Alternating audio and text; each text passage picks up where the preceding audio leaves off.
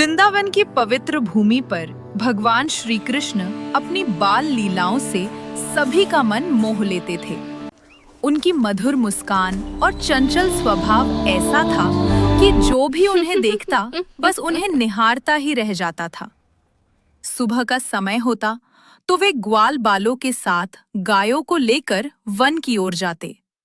रास्ते भर हंसी मजाक, बांसुरी की मधुर धुन और मित्रों के साथ उनकी बाल सुलभ बातें, पूरा वातावरण आनंद से भर जाता था।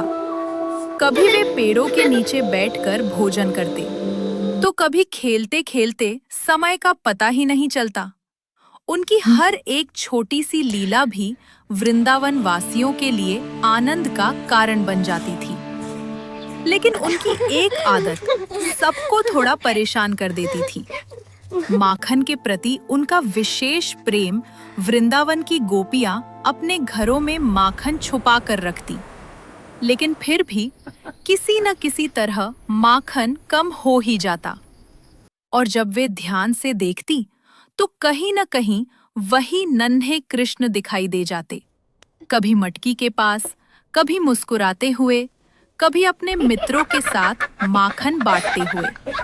गोपियां मुस्कुराते हुए शिकायत लेकर माता यशोदा के पास आती।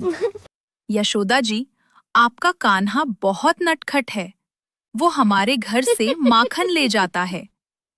यशोदा जी ये सब सुनती, कभी हंस देती तो कभी मन ही मन सोचती, अब तो कान्हा को समझाना ही होगा।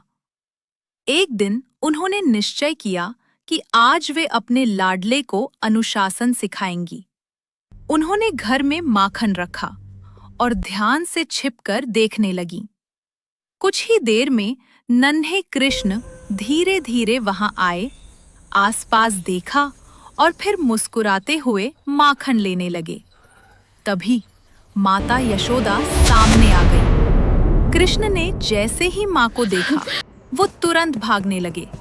आंगन में दौड़ते हुए छोटे छोटे कदम और पीछे पीछे दौड़ती हुई माँ, वह दृश्य इतना सरल, इतना स्नेहपूर्ण था कि जिसे देखकर कोई भी मुस्कुरा दे।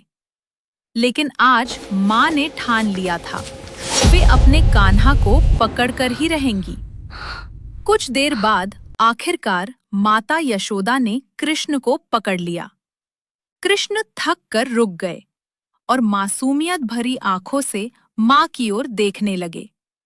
उस नजर में न शरारत थी न डर, बस एक गहरा प्रेम था। माता यशोदा का हृदय पिघलने लगा, लेकिन उन्होंने अपने आप को संभाला। ममता और अनुशासन के बीच संतुलन रखते हुए उन्होंने कृष्ण को एक उखल से बांध दिया। नन्हे कृष्ण रस्सी से बंधे हुए, उनके छोटे छोटे हाथ और कमर से बंधी हुई रस्सी, लेकिन चेहरे पर वही शांत दिव्य मुस्कान थी, जैसे वे इस पूरी लीला को स्वयं रच रहे हों। आंगन के पास दो विशाल वृक्ष खड़े थे, ऊंचे, घने और बिल्कुल स्थिर। लेकिन ये साधारण वृक्ष नहीं थे, ये थे नलकूबर और मणिग्रीव, जो पहले स्वर्ग के देवता थे। वे धन और ऐश्वर्य में इतने मग्न हो गए थे कि उन्हें अपने आचरण का भी ध्यान नहीं रहा। एक दिन महान ऋषि नारद मुनि वहां पहुंचे, लेकिन उन दोनों ने उनका सम्मान नहीं किया।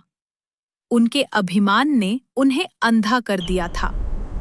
तब नारद मुनि ने उन्हें शाप दिया, तुम दोनों वृक्ष बन जाओगे। उनका अभिमान उसी क्षण टूट गया और उन्होंने क्षमा मांगी। तब नारद मुनि ने कृपा करते हुए कहा, जब श्री कृष्ण तुम्हें स्पर्श करेंगे तभी तुम्हें मुक्ति मिलेगी।